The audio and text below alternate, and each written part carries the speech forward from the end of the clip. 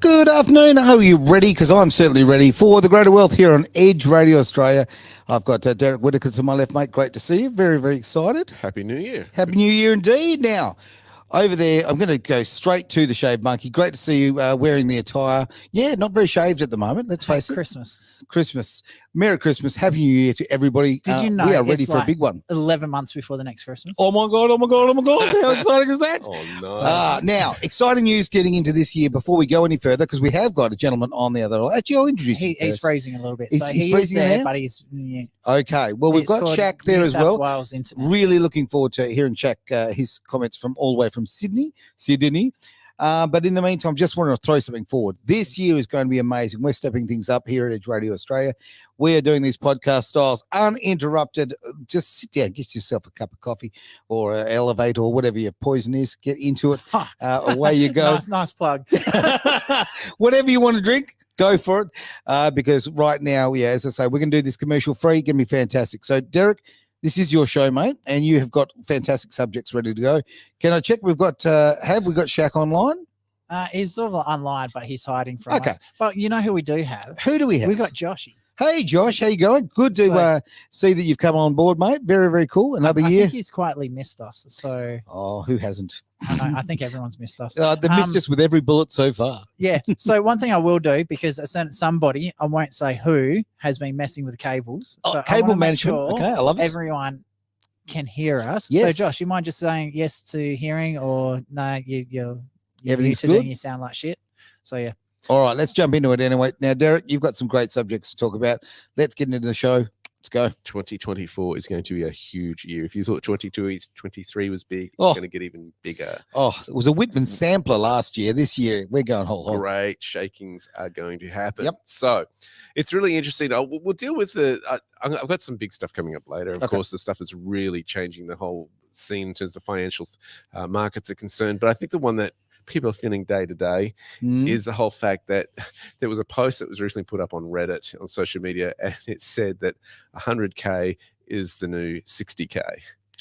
And it's basically summarizing how people used to feel, if I get to that $100,000 salary, I'm doing really well for myself in terms of cash flow and money coming in. And now they're kind of thinking, well, maybe it's now 130,000. Is that new benchmark? I don't think it is. What's interesting about that is a couple of things. It's obviously you're talking about the cost of living. Yes. And how that's gone up with inflation. I think some of that is quite artificial, in Very my personal opinion, because there was a spike of oil last year that went up. Yep. And so costs of doing business went up in terms of transportation. I get it, right? But guess what? Talk about oil's gone down, and I've noticed that. Prices haven't. And I think that's where a lot of people are going. This is why you're getting the ACCC doing inquiries into gouging, supermarkets gouging prices.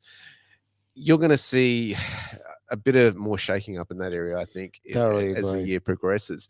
What's interesting also is that this year, keep in mind, this financial year is a big tax break coming up when July 1 hits. Okay. And it's actually we're going to be paying less tax than we normally do. The average Australian will be paying less tax as far as income tax is concerned. I'm glad you added that last bit because, income tax. Income. Okay, so what you get paid from your employer. And so that's going to be a little bit interesting for people. But I think what's really taken people by, what's really hurt Australians is the immigration policy of the government that has allowed, at least 500,000 immigrants to come in. And there hasn't been the infrastructure for them. That's right. And that's, of course, created a scarcity of housing available, which has pushed up rents, which has pushed up house prices. And it's inflated in the fact that, it's not, for me, an economic sign. It's more of a necessity sign. And it has a ripple effect on the economy. Of course. Because now your money doesn't buy what it used to. The big thing I've noticed with that as well is not just normally when there's a housing shortage, it's mainly the CBD areas and the surrounding areas. So Mandurah, Rockingham, up north like Ellenbrook and all that sort of stuff. So within, a couple of hours of the city. But the thing is, obviously we've got 2 investment properties in Geraldton. So we've now finished the renovations. They're on the market for sale, which is happy days. Awesome. Go look up realestate.com.au. So what's happened is during the renovations, I was up there I think it was last weekend, just finishing off like doing tip runs and all that sort of stuff. We had 7 people just pull into our street, stop and say, "Hey, is this coming up onto the market for rent?" Wow. So it's all over the place. Person that I do some contracting with, one of her staff members, needed a house, so she rocked up to a 3x1 property to try and get a thing in. Sure. The real estate agent only took the first 20 applications. There were 79 people rocked up to rent It is house. it's unbelievable. I've had spoken to several friends about this, and obviously I'm right now looking for a place to live because obviously. Gee, I wonder why. I wonder why. And on that note, thank you, Lowe's, for these amazing shirts that are on the bench here. So we'll talk about the care those again. package just came in, and it's awesome, and I love it because someone can't answer his door. Anyway, here's where I'm going to go on this. Couple of things. Let's go back to the original point here about the fact that you used to see as being a target at $100,000. You have a certain kind of income at that, and now that's not even a great income, which is frightening to think. Okay, when I fuel up my car now, right? So the fuel price between 19, I'm going right back there. Try 2020. Right, 2020 to today, I am now paying just over 1.5 times what I was in fuel before. That is absolutely ludicrous, absolutely ludicrous. And the cost of fuel, yes, pushes up everything, because it pushes up groceries, all of that.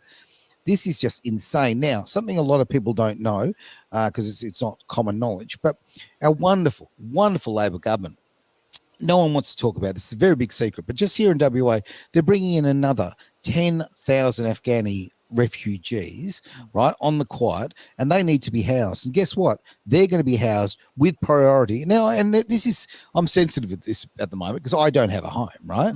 So for me, I'm very sensitive about the fact that, okay, people are coming into this country, mainly, men of fighting age, just out of curiosity. 10,000 are coming into this state who are all going to need to be housed, right? Now, our government, with our money, are going to be housing them, right? I've heard that there's 70,000 West Australians, not Australians, West Australians that are also homeless. Spot on. So these people are going to be housed. Now, why are we importing people who are not going to add to this society, and they're not, right? Why are we doing that? Why are we doing this to push up the price of housing, to push up the price of everything, make it harder for everyday Australians? This makes me angry. This is poor governance, full stop. Well, this is a problem. Okay, I see a pattern. This is not we just have happening SHAK here. back, This by is the way. happening in the United Kingdom. Yes, it is. is. This has been happening in Ireland. This has been happening in the United States. Okay. Yep. Is it coordinated? Is it coincidental? Oh, look, it's completely coordinated. So obviously, it would appear that some deals have been done. Yep, I'd agree. Internationally, that the people of these nations have not been consulted on. Oh, I thoroughly agree. You know what? We didn't vote on this. Sorry, like well, actually, we did vote on this one, and Labor won the last election, so we did vote on it. So one thing I wanted to quickly jump on to, something that Derek was bringing up about the 100,000. So we do have deployable. I'm going to go with that one. Hey, okay. It sounds good. So he did ask the question, Derek, should prices naturally go down over time? That's called deflation. Deflation has other issues with it when it does occur. Okay. So you've got to watch that, because Japan actually went through deflation. Yeah. And true. when it went through deflation, its economy just stalled for 10, 15 years, which causes all other issues. Okay. And that goes on. Because imagine it, you pay X amount of dollars for your property, and now it's not worth that anymore. Sure. We have had that happen in the previous, before the previous property boom occurred. People were finding that they were having the prices of properties just going sideways for a very long period of time. Sure. And in some cases, in some suburbs, they were deflating.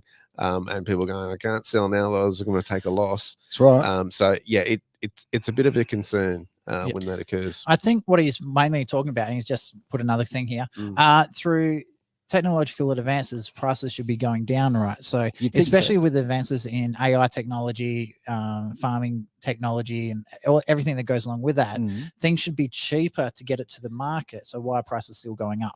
Well, I agree. So, and you look at the price of a TV. I remember many years ago, 20 odd years ago, I went and bought the biggest TV I could possibly get, right? It cost me a couple of $1,000.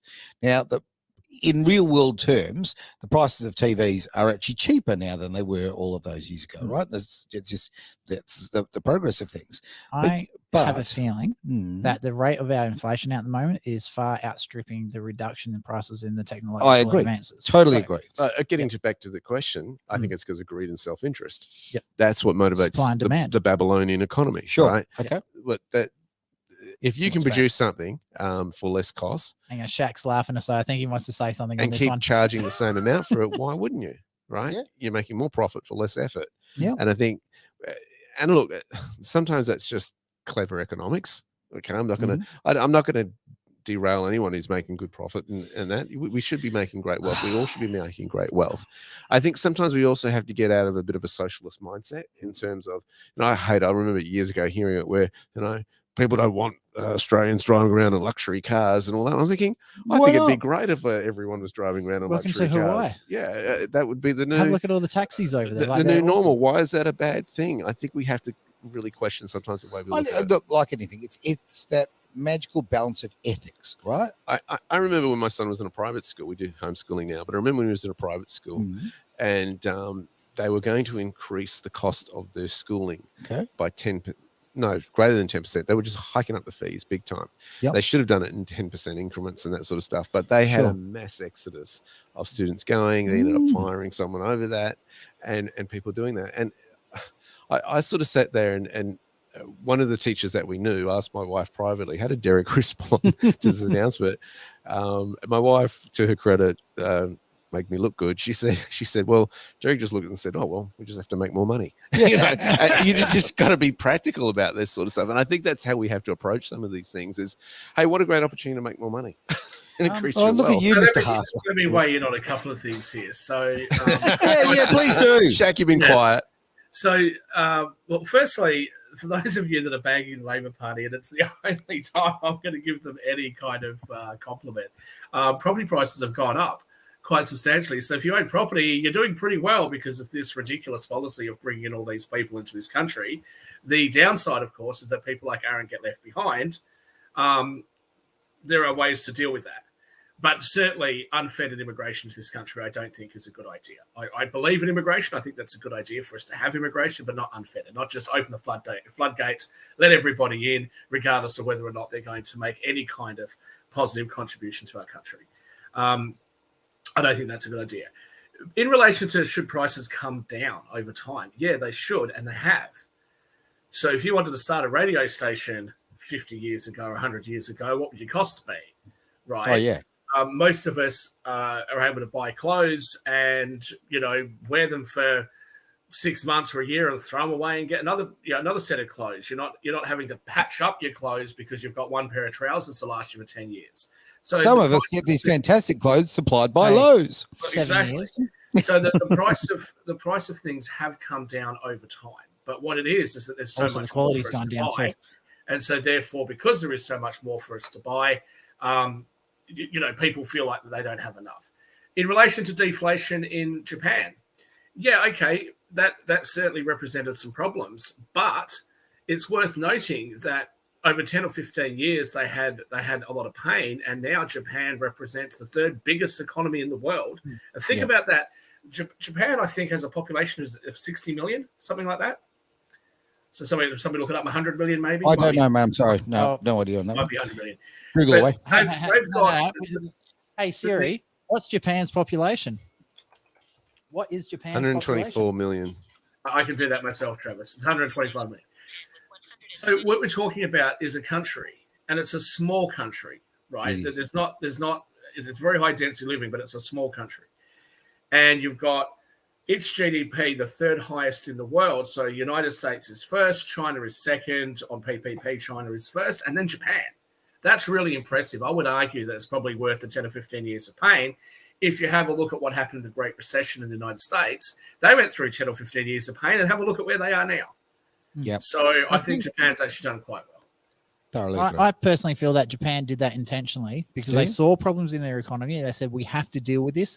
They ripped the Band-Aid off. They dealt with it immediately in a very savage manner. Mhm. And then it solved a lot of issues moving forward. So they were able to grow their economy. So what are the things No, that it was, what are it the was, it pragmatic was things they deliberate, did? and it was something that Milton Friedman had advised them on as well. It was a deliberate thing that they did, and the result has been fantastic. The other thing I'll just say is when people talk about asset values staying sideways or not going up, theoretically that means that the value of your dollar has gone up because you can buy more stuff than what you otherwise would have been able to. So there's always, again, I've said this on previous shows, whenever you're looking at market situations, it's fine to look at one thing and say, well, that's not working. What you have to look at is where's best for you to put your money and resources for you to benefit. Sure. Don't look at government to do it for you because they're going to screw it up or they're going to do it in a way which is the most beneficial for them, not for you. So sorry to okay, I'm not aware. So what happened? What did they do? What were the moves that they made in Japan to actually solve the economy and create a better future for it? What did they do? So Japan had a heap of politicians. Japan had a very, very difficult situation. They obviously have been brutally criticized about their involvement in World War II and their treatment of China or the Chinese people. Yeah. Okay. There is some debate as to whether or not Japan was just doing what every other nation did. But in any case, obviously Japan was not successful in their ploys, and it left their economy in a very, very weakened position. And they had to do something. And so this is what they had to do. They got their debt levels under control. They started to manufacture things. And, people at the moment that say, everything's made in China. Well, if you think back 20, 30, 40 years ago, everything was made in Japan, right? And a lot of electronics still are. So, they brought themselves back into the world economy in that way. And, they went through a little bit of pain. But also because their interest rates were so low, what it meant was that Japan was a very cheap country to borrow money in. So you would borrow Japanese yen, you'd convert it into your local currency, and you'd invest it in your local currency. What that meant is that that pushed up Japanese prices over time. And the Japanese dollar, the Japanese yen became stronger. It became, it's one of the world's most traded currencies. I think the Japanese, again, I think they've done very, very well. No country's perfect, but I think Japan has done very well comparative to the rest of us. All right. I think I think what it highlights too is Australia's vulnerability here. Okay. We're too reliant on supply chains. Oh, no doubt. And that was really highlighted with the whole microchip shortage a couple of years ago, that vulnerability.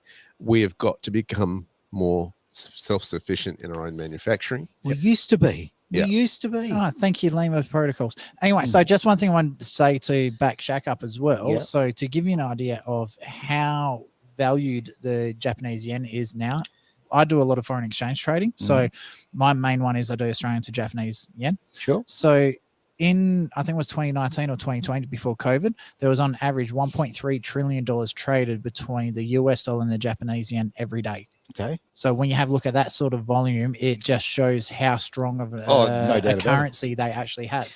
Now, something I want to throw also forward is can I just interrupt something? Go, SHAK. Go. Yep. Sorry, just on Japan. Just one of the things that you should be aware of when you compare things to Japan is where some of their flaws are. So one of the problems that they have is a massively aging population. More than 10% of the population in Japan is aged over 80, right? And they have the longest life expectancy as well. I think they're 95 to 100 years of age or something is when they're dying. So one of the problems that they have is very, very low birth rates. They have a real problem with that. Now, I think that there are some good strategies that Japan can try to use to try to increase their birth rates and try to increase the size of their families. But one thing that they're not doing? One thing they're not doing is importing massive amounts of immigrants. That's right. So when you go to Japan, you're actually in Japan, as opposed to when you go to some other countries. And quite frankly, the other country I'm a citizen of, the UK, I don't recognize the UK. I could imagine. I I thoroughly agree with that. I think central to so much of this is immigration. And the problem is when you talk about immigration, oh, you're a racist, you're this, you're that. No. I just happen to have pride in my country, and I want the people that I want to lock my doors every night to look after my family. Well, I want to do that with my country too. And I want my country to go well. I want it to succeed. I want to look after my own backyard first. Well, and I think every country should be like that. The way I see it is I've got a 3-bedroom house. Yeah. I've got 2 kids, another one on the way. Mm-hmm. So they've got to sleep somewhere. Yep. Why would I open my house up to another 4 people to live in my house Yeah. when they just don't have a bed? You don't have room We for them. don't have beds available for Australian people, let alone immigrants. That's right. That's right. So now, the go on. Well, government that's can the do a worst lot thing. more this You're way. being asked to give up your bed and sleep on the floor Yeah. Yeah, for for these other people people to that come I into your don't know. house. Yeah. So Can I respond anyway, to deploy as well when we get a chance? yeah, that's what I was about to bring up. Well, I Deploy just has want to asked the actually, there's a question. couple of things I want to throw forward very, very quickly. This is the great thing about this year when the way we're doing things in a podcast style. I want lots and lots of interaction. So if I could, especially with the people in the chat. absolutely. As well. So if you are chatting there, or if you've got a comment that you'd like to make, please put that forward on the chats. Travis will do his best to go through and read them and bring them forward, because I want you guys to be involved. Edge is very much about interaction between people. Okay, this is what we want. We want people's opinions. So we don't want to talk at you. We want to talk with you. And it's not just about getting your opinions as well. If you've got a question about something you don't understand, like Deploy's put one in here, why is immigration good? Yep. And Josh has actually jumped in with a comment as well, which is really cool because I want to see the interaction between it. But there's also a lot of people who will be cycling through the shows as well who are actually really up to date with what's going on with a lot of this stuff. So there's good immigration, there's bad immigration. Like immigration as a whole isn't something that you can tackle on its own. You've got to break it down into the individual little parts. Of course. And also not just look about where the immigrants are coming from, also where's the country that they're coming to, where are they situated? Because out at the moment in Australia, it's not that we're full. Like, we are definitely not full. We have so much space. It's not funny. We just don't have the infrastructure to look after Australians, let alone immigrate. I'll tell you what, people. right? Okay, because we always talk about this. Oh, this big country. The middle of it's pretty. It's beautiful to look at. But I wouldn't want to live there. Arizona's not a desert, right? Yeah, but okay. You know, they've done a different. They've got the population to make that happen. We don't have the population. I can and see how that. did they get I- the population? Theoretically. Oh, look, I see the irony of what I'm saying. All right, leave me alone. But okay. That's great in the long term, all right? Yeah. But you need a world war or something like that. And look, Biden's doing his best with that, I guess. But, you need a world war to get that kind of level of immigration. That's what happened to Australia, to the US directly after World War II, right? Yeah, isn't our immigration at the moment higher than I don't even know. Don't even know. Like, our immigration at the moment let me respond to Deploy, because he may well have been asked a question to me, because I was one that said I think immigration's good. And just sorry to get on the back of what Travis said, nobody on here is an expert on everything. We're just giving you our opinions. So your opinions are great as well. So please contribute them, because we're just, we're not, the gurus of the world. But just in relation to immigration, look, I think it depends on who's coming. If somebody is coming here and, they're young, they're 18 years old, they've got really great results at school, like my family, right? My family, my mother and her brother ducks their schools. So that's how they're able to get here. My uncle got a scholarship to the University of Western Australia. My mother came over in similar ways. She didn't get a scholarship, but similar ways. So, they've made a positive contribution to Australia, and they've benefited massively in their lives. I think that's great. I think that those people that have come over in our history, where people came over, especially Chinese and Japanese, that came over for the gold rush. So when you go to the far north of Western Australia, you see people that are third and fourth generation people that are mixed race and gorgeous people. I think that those sorts of things are fantastic if you come here to create a better life and to contribute. What I don't like is the idea that people are coming over to this country and they're not interested in contributing. They're not interested in mixing in with the rest of us. And then they want to try and change the country fundamentally. That's just not on. It's not on. Either be part of this country or don't. And if you don't want to be, then don't come here. And I'm just going to go one step further, because I always hate it when people say, don't come here if you're not happy. I'd go a step further. If you are an Australian who was born here and you don't like Australia Day, or you don't like Australia, you think Australia is a racist, horrible country and all that, okay, that's fine. It's a free country. You're entitled to have your opinion. Here's my suggestion to you. Why don't you do what all the families that have lived in this country, other than the Indigenous, have done, and move? Yep. If you think Australia is so horrible, why don't you try to immigrate to a country that is more in line with your values? Try to go and live in Venezuela. I'm sure they'll take you. Try to live in one of these other countries. All right. Now we're going to jump into the next subject in just a tick. So just quickly, just to recap, Travis, are there any other questions down there that I should be aware of? Probably a lot. There's. I'm just going through some of them now. So in regards to Japan and the population, make more babies. Hey, I'm down with that one. Yep, I'm doing my best for that one. So 8th of. Well, but they've got an issue. They've got high suicide rates. Yeah. They've got high suicide rates. There's a bit of overworking. They've got a very, very highly dense population in their major cities. and there is some rigidity to it. So there is some issues there. I think that, and look, I'm not one to normally advocate for government subsidies, but perhaps helping young families to be able to get the stability of owning their own homes and have some benefits to support them as they're trying to create families would help Japan in order to reverse this issue. Yeah, the slow birth rates is something that you won't fix overnight. No way. Well, there is a way to fix it, and that's mass immigration, but that's Japan's decided not to go that way. So and Josh is right. The creating more babies isn't a short-term solution. That's a long-term maintainable solution. But like SHAK said, you've got to be able to make it economically viable for the families to be able to support themselves whilst they're making the more babies. And obviously, the mother is generally out of the workforce during that time, so cost of living becomes an issue with that one as well.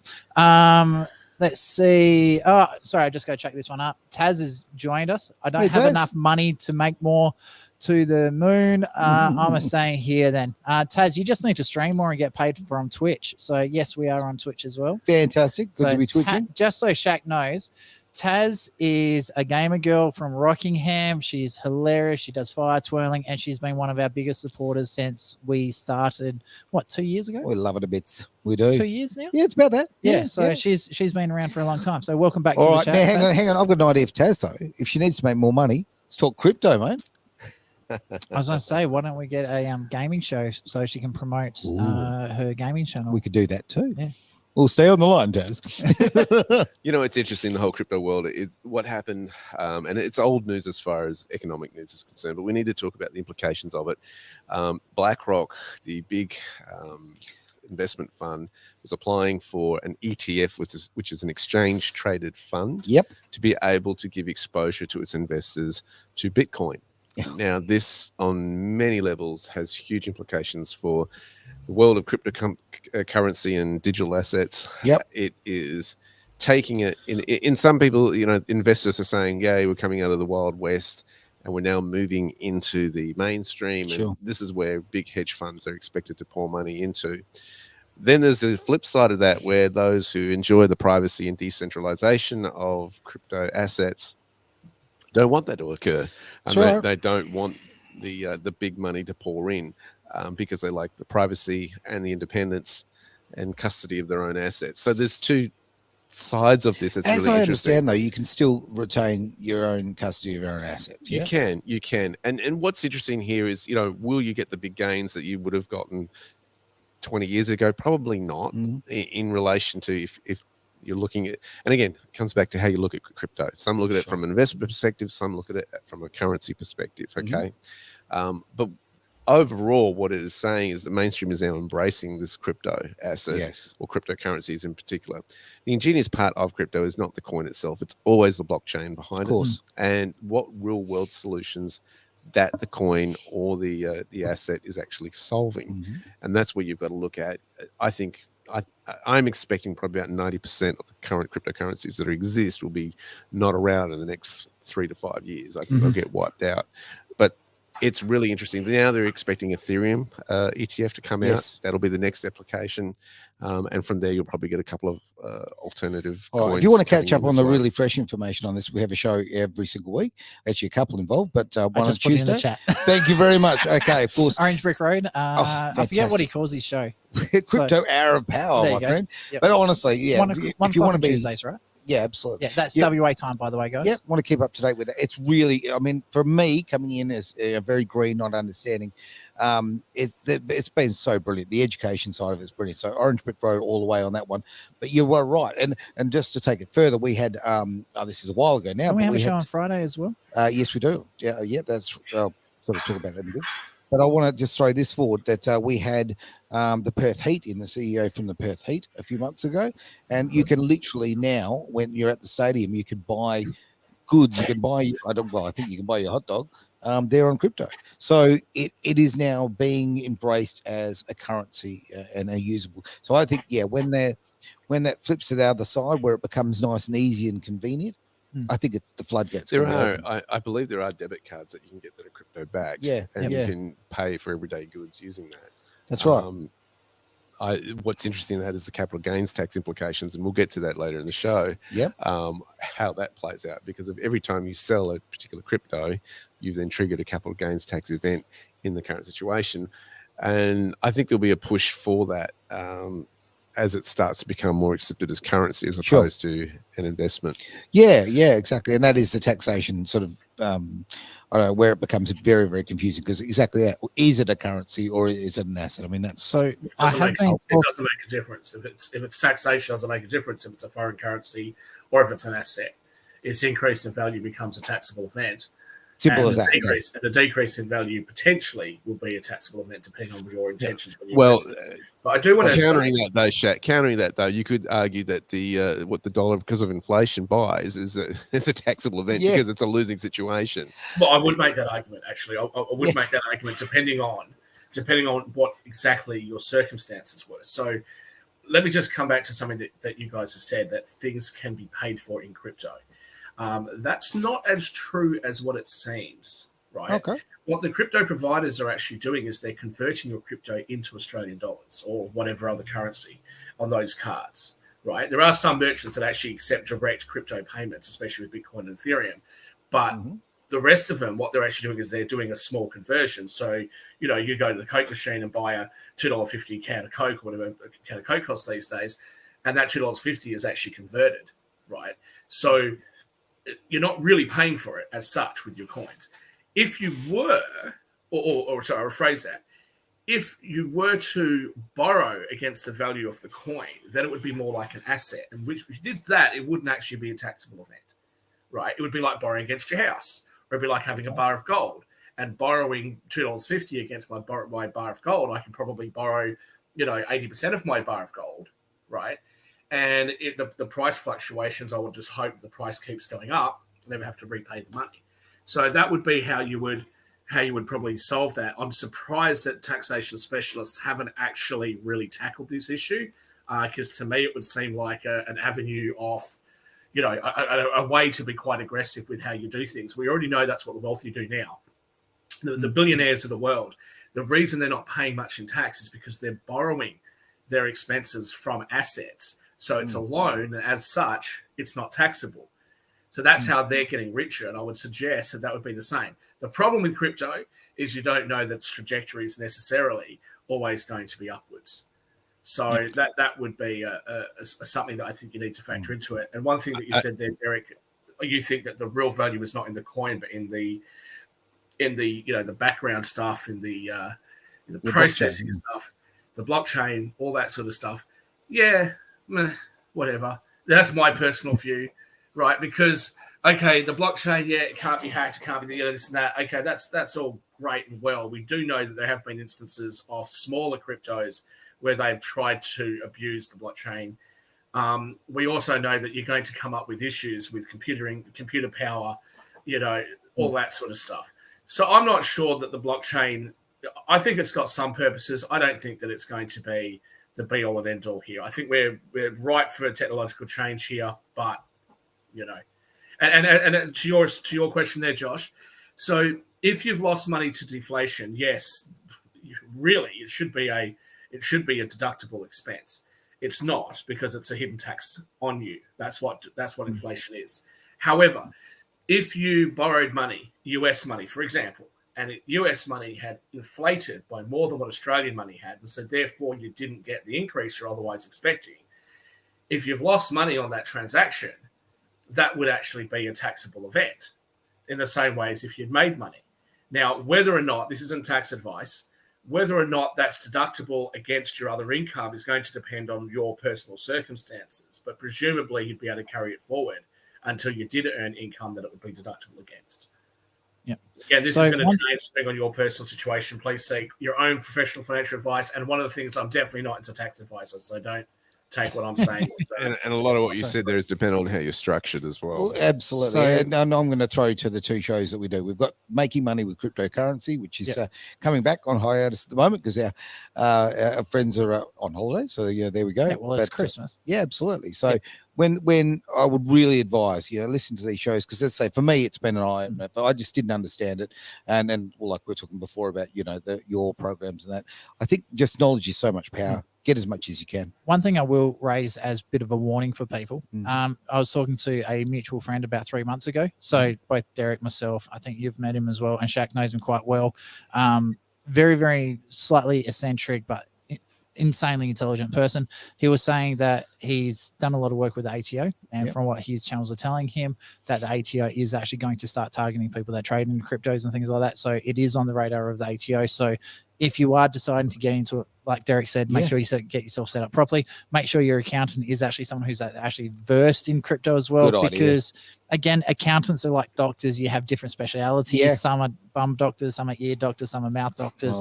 Make sure you get the right. Don't get the one just hands out pills, right? Find the right one for you. Yep. Okay. Unless it's. I mean, I would have thought these NFTs, right? Someone spent like $60 million on a picture of a monkey or a cat or something ridiculous. And I know that, well, I don't know, but we are told that there's all sorts of shady financial deals that go on in the world of art, Hunter Biden notwithstanding. So I don't know. Are we seeing some of this sort of stuff happen in the NFT market? Is that what's going on? I don't know. Look, I'm a technophobe, so a lot of what happens in this market I just don't understand. But spending, well, I can't afford $60 million, but spending $1 million on a digital cat or something, like it's not going to happen. Which, by the way, I mean, look at these AI girls. There's an AI girl right now who's on OnlyFans. It's apparently earning $30,000 a month. Yeah. There's probably some like 19-year-old kid in his parents' basement that's created this thing, and like just like making $30,000 a month on it. Well, there's and you know what's wrong with AI. Yeah, but you know what's wrong with all of that? I didn't think of it. That's what's wrong with it. So there's a market for it. So you know what? Power to them. They found a niche. Yeah. They're making an insane amount of money. If they're not hurting anyone, who cares? Yeah, but what do you do? Like, what happens? Like, I mean, if I was 19, this is something I would want to be doing. Sit there in mum's basement, creating some computer code for some hot chick. But what do you do, like, when you go to uni or you introduce someone, yourself, so, oh, what do you do for a living? Oh, I'm an accountant. What about you? Oh, I'm a lawyer. What do you? Oh, I create, like, I make sleep mods. digital porn stars. I'm just... Well, Shaq, when I was a teenager, I watched a movie called Weird Science, okay? And that became a life goal, okay? Simple as that. For those who don't know the movie, just go and Google it or whatever. Go on to YouTube. Weird Science. It's from the 80s. I think I'll pass on that one. Please do. They make their own woman, and they drove a 928 Porsche. I'm just saying it may have affected my life. You watched it for the car, not for the digital. No, he was watching it for Kelly LeBrock. Yes, I was, and the car. I'm not going to lie. Probably bit of column A, bit of column B. There you go. All right, mate. Yeah, so, I'm just going to let that go. Now, is there somewhere you'd like to jump with this? Well, I think it leads into this, and it's a real question of what we're using as currency. What's happened just before Christmas was that there were some US states making bold moves to reclassify gold and silver. There was a proposed legislation that went forward to remove barriers to using gold and silver as money by lowering transaction costs. And they were going to treat metals as legal tender, challenging really the Federal Reserve's monopoly on money. And states were going to look at sound money. And basically bills filed in the Oklahoma, Missouri legislators for the 2024 legislative session, it would eliminate the state capital gains taxes on the sale of gold and silver. Now, this is interesting because it's redefining what money actually is. Yes. And people have argued that, that true money, real sound money is gold and silver as opposed to the fiat stuff. Well, yeah. I mean, the Biden administration has redefined what money is. Let's face it. It just seems to be toilet paper, actually. That's it. So it's a real shake-up when you've got what we're seeing in that proposal. We're seeing what's happening with the SEC approving cryptocurrency. We're seeing this move by many to embrace this old style of that. We're seeing on global scales, we're seeing some nations going, we're going to peg our currency to a gold standard. Sure. There's an interesting shake-up going on. You think about it. All the BRICS nations, obviously, pegging their currency to gold. Russia did it when it started getting sanctions. Yep. So it's a really fascinating period where we're starting to relook and redefine what money actually is from what we did 50 years ago when Nixon took everyone off the gold standard. Well, the United States off the gold standard, and many countries followed. That's exactly 72, and 73. Katz and I are going to have to get together and create some of these, this 18 plus hentai, porn stuff on OnlyFans. That sounds fantastic. Deploy, I think it was, made a comment that for as long as we allow nation states to control our currency, the wars that we are always in will always be funded. I will slightly disagree with that, because we know that throughout history, there's actually been a decentralization of banks in the past. I mean, in US history, before the Federal Reserve, before the Green Bank existed, every bank used to issue its own currency. We've seen this before. We know the old wars of Europe were done in much the same way, and it was basically based on the credibility of the company or the person that was actually issuing the currency, as to whether or not they would have enough in their reserves to honor it if those currencies went to be redeemed for gold or anything else. I think crypto is a way of being able to do the same thing, but the government's getting its hands on that. Is gold a currency? Look, it can be. It has been historically. One of the problems with it is that if there is only a finite amount of gold, which implies that gold prices are always going to go up, that's fantastic. But we don't necessarily know that that's true. And we know that, for example, in California, when they started to have the gold rush and they started to find more gold, the prices in terms of gold went up. In other words, you experienced inflation. So I don't think that that's a solution in and of itself. I think one of the things that we do need to look at is how money is being created, how much money are banks allowed to loan out against their limited reserves, and who has to wear the consequence when they're not able to meet their demands. If they're not able to meet their demands, the taxpayer has to bail them out. That's a problem. The other major thing with our currency, and the reason why governments don't want it to be displaced by crypto, is because governments can go on massive spending sprees and just create the money out of thin air and then lend it to themselves at interest. Yeah. Well, aren't they doing that anyway? Yep. That's what I'm saying. They're doing that anyway. So if we're going to try to resolve this issue, I think that that's a place to go. The other thing I'll just say is I'm not sure why anybody would want to hold an awful lot of currency at all. Why would you do that? Have other assets, and hopefully those assets will grow, and just use currency as a medium of exchange for the shortest period of time that's feasible. It always brings me back to, I can't remember the guy's name, but the balanced portfolio, where he's saying how you should always divide your your investment portfolio into 5 different categories. So I know in one of them, it was, you'll have to remind me, Connor used to talk about it all the time with GWC. So gold and silver, there was property, there was shares, cash investments, and Steve Pettis talks about it a lot too. It'll come to you. Businesses. Bonds. I'll Google it, and then I'll Right, I had to edit all the videos all the times back in the past, but he was saying how bonds. Thanks. Yeah, bonds. Yeah. So I think gold's always going to have a place in a portfolio, Sure. but should it be the primary thing? So again, having everything in one, having all your eggs in one basket can be dangerous. So Absolutely agree that's with that. Well, let me tell you why that's a little bit dangerous, though, because you sit there and you talk about gold relative to what? If gold's a good idea to hold because relative to currency, you think gold's going to go up, that's fine. But what if you want to buy something like lithium? And all of a sudden, lithium is way more expensive than what gold is. So one gold bar bought you X amount of lithium 10 years ago. Now it buys you a substantially smaller amount of lithium. So therefore, your gold is not worth as much as if you had to put your money in lithium. That's why I'm saying people try to find some panacea and think, well, if I just do this, this is going to be the solution. No, you don't know what the solution is. But certainly you should stay away from the things that you know aren't working for you. And holding your money in currency, which is being inflated by the whims and fancies of government, I would suggest is not the best place for you to put your money. I'd agree. I mean, to me, okay, the rebel in me likes the crypto because, quite frankly, I like to get out of the system. I don't like what's been done in the fiat system. I don't think it's ethical. I don't think it's right for humanity. So, and I don't like being controlled. So, from my point of view, that's attractive. But that's the opposite side of that is gold. You can feel the security of it. So, like any portfolio, I think it's got to have balance. You've got to have your blue chip. You've got to have your gold. You've got to have whatever. You got to have the stuff with a higher risk.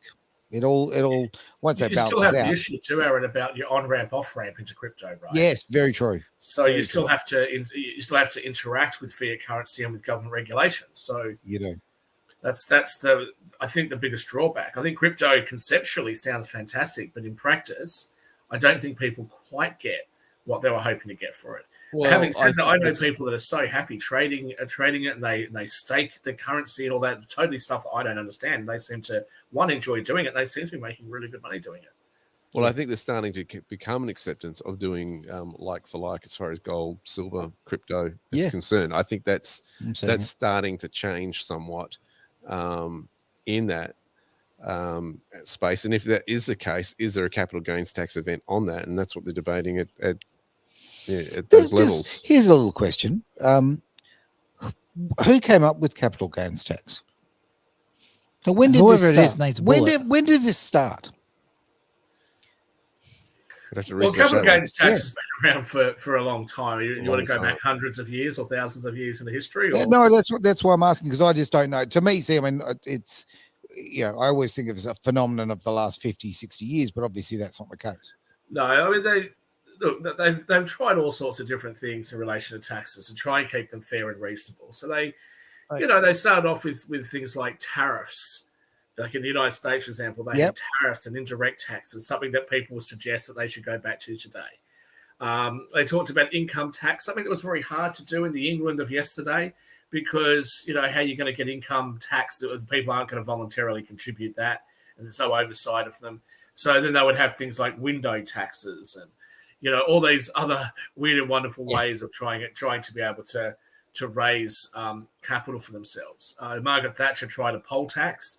But she only introduced it in Scotland, so for some reason the Scots aren't particular fans of Margaret Thatcher normally. Don't wonder why. A capital gains is another way of taxing things. I don't like capital gains tax because it's taxing gains on money that was already taxed. Exactly. Should they have to pay something on the increase in value of assets? Look, maybe you could make that argument if the government policies help to cause the increase in asset values, maybe you could make that argument. But I think we should have an indirect taxation system, something that's much flatter, much more simple to understand, so that people at the top, not too worried about the people at the bottom, people at the top aren't feeling like they've got to try to mitigate and minimize their taxation, that they're pretty happy saying, you know what, that's a tax, I'm going to pay it, everything's good, I'm not having to jump through hoops. I think that would be great. But I'll tell you who will lobby against it: lawyers and accountants. If you simplify the tax code, lawyers and accountants are not going to like it too much. And guess who the biggest industry or the biggest profession which is in politics and government are?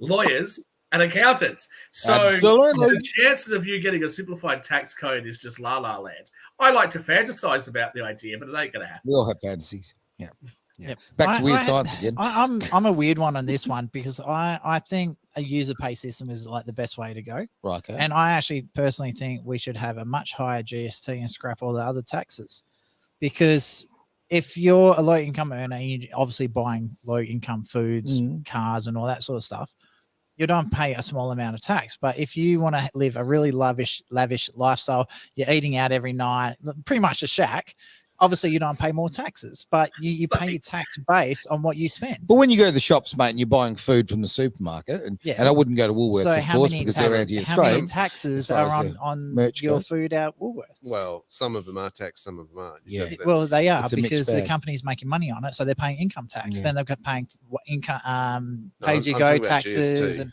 I'm talking. So you have a higher GST, but then you scrap all the other taxes. So let me weigh on this, because I think Travis has got that idea somewhat from me. I believe in a much higher consumption tax, and I think it should be flat. What I think you should do is that you should actually regress the benefit system, because the argument against a broad-based consumption tax is that people at the bottom are spending a disproportionate amount of their income as a percentage on these things. Because if you are only earning $500 a week and you're spending $500 a week on groceries and everyday survival, then you're being taxed on a much bigger percentage of your income than somebody who's earning $50,000 a week and is only spending $5,000 a week on their living expenses. So that's the argument against it. So you can regress the benefit system to give people at the bottom more benefits. And I would even, although I don't like progressions, I would even argue that you could make it some level of progressive income tax, which is actually how the non-domicile tax rules in the UK, Malta, Ireland, and a few other remittance-based tax systems actually work. that it effectively becomes a progressive consumption tax. I think that would make it a lot better and a lot easier. People know what they're up for. You don't have to jump through so many hoops. You don't have to keep so many records. And again, unfortunately, we're in fantasy land because it'll never happen. But I believe in the great thing about, what do you call 40,000 lawyers at the bottom of the ocean? A good start. Lawyers have destroyed the world to such a degree. They've made so many things so frivolous and so ridiculous. And I don't know. I mean, if we could peg them back, that would be a pretty positive thing in my part. But and what annoys me too is you've got so many lawyers or legal firms that actually donate to political causes. That annoys the I'd hell actually out go of me. the other way. What gives the lawyers the authority to be able to do what they're doing? The Politicians. But they buy the politicians because they donate to the politicians. But what came first, the horse or the cart? So I think the lawyers are a product of the political changes. I'd have to agree. Yeah, I'd have to agree. So but again, where 40,000 politicians out the bottom of the ocean is a good start. Well, I'll tell you right now, politics is the second oldest profession in the world, and it has a lot in common with the first. It certainly does. On their knees well, hang on. Talking about the first profession in the world, what does sperm and lawyers have in common? Oh, please tell me. They both have about a 1 in a billion chance of becoming a human being. Didn't come from me either. Oh, I know. I'm thinking if you got all the lawyers, and all the politicians, and we threw them in the ocean, now we've got rising sea levels. But there you go. All right, I'm going to go and let you guys know we've got a few minutes left of the show, so let's wrap it up. Do you have any questions from the board, my friend? Oh, there's been a heap coming through. So when did capital gains tax start? When did income tax start? So I did a quick Google search and found it on there. So 1915 for income tax and 1985 is when capital gains tax came out in Australia. Great. They probably had previous taxes prior to the 1985 one. They were just called something else. Yep. The other tax, which I think is criminal, is there's talk about bringing back the inheritance tax again. This makes me angry. Go. Jump That's off outrageous. It's the most I detest that tax with a passion. I have argued with the former Comptroller General of the United States, David M. Walker, who's a friend of mine who I'm on Pod TV with all the time. Not an argument, but I was massively against him and another financial person when I was in Dubai. I don't understand this tax. It's a terrible, disgusting, atrocious tax. The reasons they give for charging the tax. It is absolute theft. Of course it is. It is outrageous. If they ever have that, people should be screaming from the bloody hilltops about it, because the reality is the reason why they're actually asking for these taxes is not because they're trying to actually solve some big problem. It's because they have pissed our money against the wall. They've pissed up our resources, and now they want to come for even more. Absolutely. And the worst thing about it too is that they're coming to people in their time of grieving, asking for a handout when somebody is mourning the loss of their loved one, and going, right, now we want to take some of your family wealth away just to rub the salt in the wound. Yep. So there you go. Anyone who votes for the Greens, they're the main ones that are pushing this shit. If you want your family members to go through that when they pass away, then vote them. You're a cold, heartless bastard if that's the sort of thing that you're trying to do. So I think that's absolutely a dog's dinner. I think you need to be shot personally. So that's the first one. But I think what also needs to be happening is the incentives for politicians, whether they do a good job or a bad job. I think that's also it's a free home run to wealth if you manage to get yourself into politics. I think politicians, their pay rises should be based on how well the economy goes. So if you're in debt, don't freeze politician wages, but freeze their wage increases. So there's an incentive for them to make sure they do a good job. Because there's already enough incentives in there just to get in there. Like, it's an insane amount of money. But because it also flows not just to the politicians, also to their family members. Because if you win a seat in Parliament in Australia, you can put your wife in as your chief of staff, or your husband, or your significant other. And there was a Labor lady who was in Parliament. Her husband sent one email in 12 months. Wow. That's how much he actually did. And he was I think they call it stage 3 parliamentarian aid. So that was $90,000 a year to send one email. So that sort of shit is bullshit. It's got to stop. There's too much conflict of interest within Australian politics, and I think politicians need to really pull their head in. They're the ones that are setting the rules for all of society where we live, and they need to pull their head in and start doing things based on the population rather than their own self-interest. Totally agree. Thank you very much for being part of the Greater Wealth. We Did you have figure it run out? out of time. We're all ready to go. Thank you, Shaq, all the way from Sydney, mate. Really appreciate it. Derek, always a pleasure, mate. Fantastic. Love the subject matter you bring. And thanks for showing up, Travis. That'll do. All right. And with that, it's Greater Wealth here on Edge Radio.